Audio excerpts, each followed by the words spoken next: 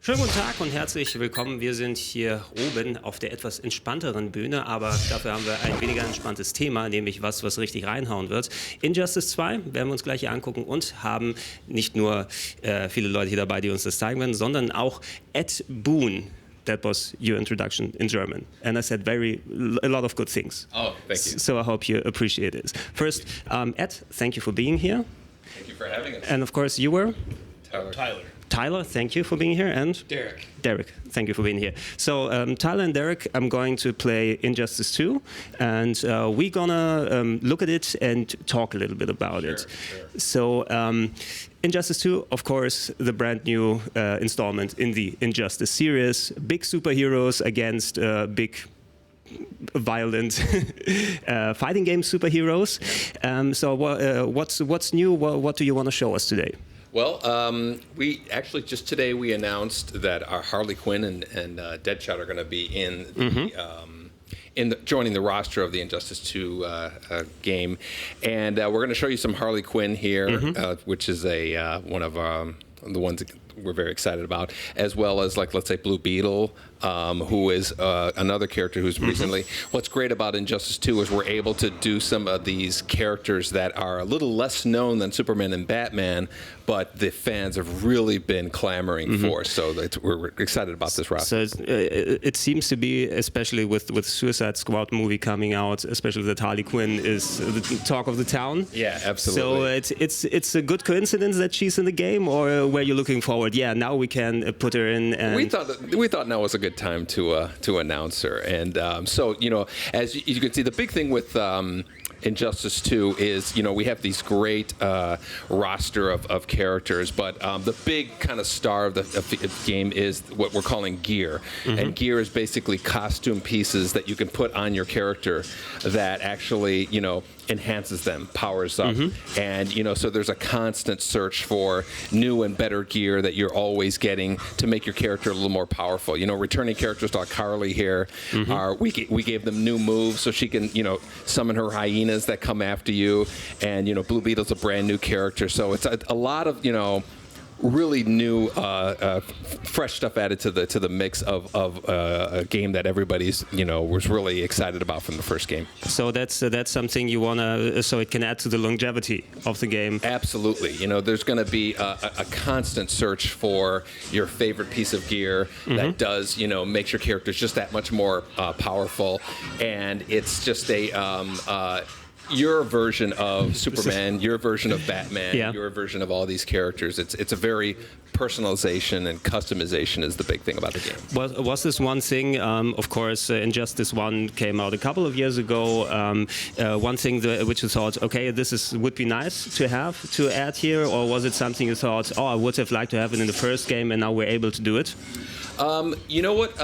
We've kind of progressively with every game that we've made. The last game we've made was Mortal Kombat X, and we had 3 versions of every character in there. So there was a little bit of kind of customization where you can pick your favorite version of Raiden or Scorpion or whatnot. This is kind of in some ways, it's kind of like the next step in that evolution where you're actually, kind of creating your own custom version of it. It's all about personalization, but we still have the things that we had, that people loved about Injustice 1, which is the multiple arenas where you can actually knock your opponents into different arenas, and they all have objects that you can fight with and interacting. So it's a lot of fun to, the fight is different based on the different arenas that you're playing.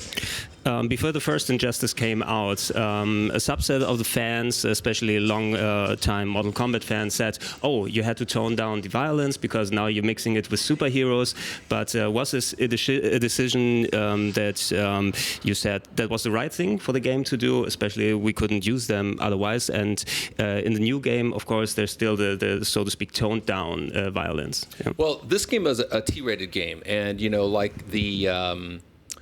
Mortal Kombat is, all about, fatalities and the blood and the violence. So Injustice is really a different game. So we wanted to have a different feel, a different tone to the game. The gameplay feels different too, as well. It's, a lot more involved with the arenas and these characters. So we feel like, the violence is kind of like the Mortal Kombat stuff. This is all about, over-the-top gameplay, smashing cars on your opponents and blasting them through walls and all that. So that's really what Injustice is all about. Okay, so we Germans wouldn't mind if the next one would be more violent, because we got Mortal Kombat X Uncut for the first time. So things change here. Yeah, absolutely. Keep that in mind. Sure, absolutely. Another thing that would interest me, of course, many fighting games, they had a resurgence a couple of years ago where many new came out. Something like Mortal Kombat, of course, was producing constantly sequels. But I have the feeling many fighting games nowadays are a little bit catered more towards a more hardcore audience, the fighting game community, which, of course, is playing those games a different way than many of, so to speak, normal people would do. Do you have something special in mind to cater to both parties, or would you say we are aiming more for the, so to speak, casual market and not as much to the fighting game community? Well, we try to aim for both communities. We certainly want the game to be accessible, and fighting games inherently can be more complicated than like your typical video game. But we really try to make our game as accessible to as many people as possible. At the same time, we have layers of moves and strategies in the game that are, you really need to kind of practice up to access. So we're trying to provide as wide of a range of gaming experiences as for the casual and the professionals. Okay, we got a couple of new gear here. Yes. So you can choose which one you want, yeah, or? Yes, well, you can choose to equip it or just keep it in your inventory. And so if you see that the gear that you have or just given is better than what you had before, you can say, okay, I want to put it on right now and continue fighting, and you have that piece of gear on you. So that's a big part of, you see Harley looks different, and so does Blue Beetle. And so those are like leveling up, a good example of how you can level up your character, and you get, a move can be unlocked, or you get more damage, or you can a lot more defensive abilities. So it's all about kind of crafting that version of your character that you want. And you're going to see the character change as you progress through it. It's great to see it kind of evolving. Is this strictly stuff you can earn in-game, or is the stuff you can buy as DLC or get it as pre-order bonus or something? Well, the whole game is based on it, so we really want it to be something that you get in-game, something that you are constantly on the hunt for that stuff. So we would. That's really what the whole game is kind of centered around, is that thing. So we want it to be in-game. Okay, I'm not super duper familiar with comic books because I treat them more like movies. Yeah. And I know most characters from the movies. I know Harley Quinn. I've seen a lot of her. Can you tell us something about Blue Beetle? Well, Blue Beetle has actually been, certainly for the comic book audience, he's an absolute fan favorite. When we debuted him at Comic-Con, people lost their minds. I was really surprised. That's one of the exciting things about Injustice is, we're going to be able to go deeper into the roster and do these characters that are not as well known as Superman or Batman, but they have the rabid fan bases that people really love.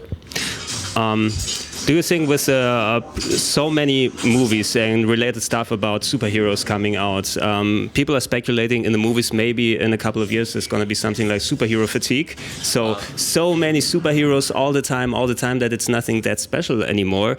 Do you think that's something that could also relate to games? No, I think there have been, DC and, superhero games for years and years now, over 20 years now. And so, if there would have been fatigue, we would have seen it by now. Oh, so we got Wonder Woman here. She's getting a movie too, I've heard. Yes. I believe her movie comes next year. So are you yourself a big comic book fan, or is it more you have people around you who are telling you, okay, put that one in there, and that's great. We have that. Both. The entire team is huge comic book fans. You know, we have these great conversations about, you know, who should be in the game, what moves should they have, and everybody has a favorite character that they, you know, really contribute a lot to. And so this game is, you know, the entire team is very passionate about these characters and wants them to present them in the best light possible. Can the superhero characters that you haven't revealed all yet that are going to be in Injustice 2, but can every superhero character translate to a good fighting game character? So it's do you have to see, oh, that's a great superhero, but maybe he wouldn't be so good in a fighting game, or can you adapt this? You know what? That's a good question. I think.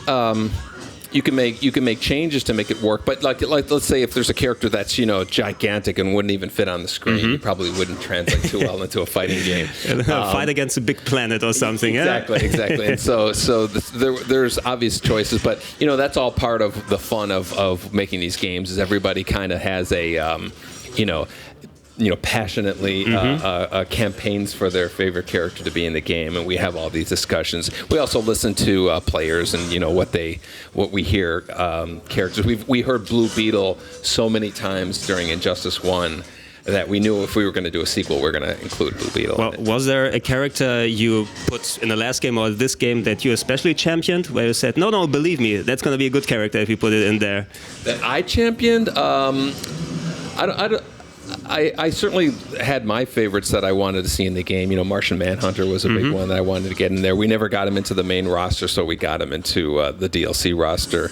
But there were other characters that, you know, our designers and artists that you know, really wanted to see, and so they put up the put their best you know, arguments for it, and the ones that everybody was excited about got in. It's exciting to watch the big gorilla against Wonder Woman.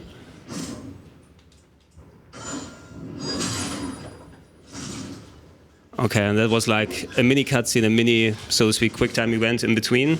Yeah, you can. If you can use your bar and kind of like break a combo and go into this clash sequence where you're basically deciding to use how much of your meter to defeat the other guy. Yeah, the Injustice games kind of incorporated a kind of alternative timeline, alternative universe stuff there. So that's a big part here in Injustice 2 as well. So you have different versions of the characters interacting. Well, in the story in Injustice 1 was all about the fact that there was, you know, two universes that were crossing over. Injustice 2 is really kind of focusing in on that universe where Superman was the dictator and he was, you know, kind of running things, and Batman Superman kind of was the dick. And here, Dictator. And then he was. So we're going to kind of pick up the story where that left off, and we have a comic book that's going to be covering the events between Injustice 1 and Injustice 2. It's a very long, arcing story that the games and the comics are in a continuous process of telling. We're just, of course, watching here the PlayStation 4 version that's being played. The first game also was on iOS and Android, if I'm not mistaken, and this one will come out too. How do you play these kinds of games on mobile? Because I'm not quite sure. I haven't tried them yet. Well, it was a different experience. You know, the Injustice mobile game was more of like a companion for the console games, and so, you know, it was really like it had its own experience. It was a card collecting game, and a different mechanics. So it doesn't really the exact same experience doesn't lend itself as well to, like, you know, the tablets and phones.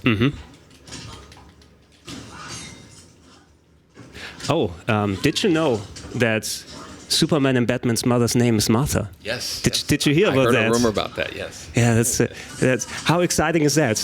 What are the possibilities? Somebody should do something about it. Right. Was there any kind of feature because of time constraints or something else that you couldn't put in Injustice 1 and now have the opportunity, aside, of course, from the gear stuff, which we talked about, that you could put in this game? Yeah, well, we have new graphics engine, and so like the as you can see, the visuals have given a big upgrade from the first Injustice. So as far as visuals, we're really we really feel like we've kind of taken that next generational step, and obviously the gear system is another one. But we're going to have a very elaborate, even more longer story mode that we had from the first game, which is going to be great. And it's like watching a movie. We're really excited about how kind of representing these new characters in that format. Okay, so let's see which ones we have here. Oh, now it's Batman. That one I know. And the left one is Atrocitus. Atrocitus. Like how Green Lantern is a Green Lantern. Yeah.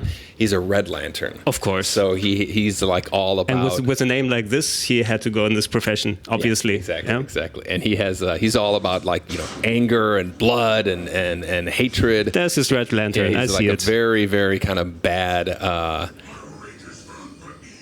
angry Red Lantern. What was the explanation that Batman can be on equal footing with Superman here? Was it a strong suit, or was it like kind of a medicine he puts into Superman? I don't remember it as well. In the last game, we always had to answer the question of why would somebody like Batman or Harley Quinn or even compete with someone like Superman or Wonder Woman or Aquaman, and so we had this pill that basically kind of enhanced. It was a pill. Yeah, exactly, and then enhanced the characters and let it be like an even fight. What kind of comic book characters do you think makes the better fighting game character? Is it superheroes or supervillains?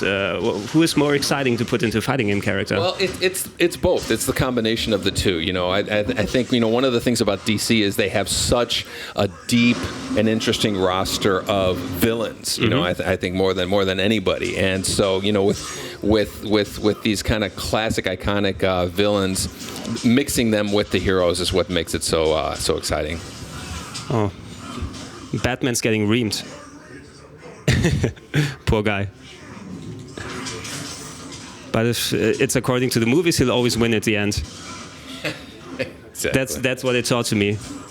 Okay, I guess it's another Red Lantern, the flying cat up there, or? Yes, that is another Red Lantern. His name is Dexter, and he kind of hangs out there, and you can make him, shoot projectiles or put a force field in front of Atrocitus, and there's a lot of. And he got eaten by. Not quite. He got bitten a little bit. So yeah, he works with. You could see that shield he puts in front of there. He could shoot projectiles at him, or he can actually attack there too. So that's kind of like his kind of special ability with Atrocitus. Okay, how are you gonna roll out this game? So how far along is this version that we're seeing here, and when do you aim to release it? We've only announced the year, which is next year, 2017. We haven't picked the month yet, but we're probably going to be having a cascade of announcing characters and features. There's a whole bunch in the game that we haven't even talked about yet that we're going to be, announcing soon. And so but right now we're really kind of announcing, the Harley Quinn and Deadshot from the Suicide Squad. So best case would be every couple of weeks, couple of months, a new character, something new to show, and then hopefully in 2017 we're going to have the finished game here. Yeah, I guess I don't know if we have like a set schedule, but it's certainly a lot of new stuff that we're excited to start talking about coming soon.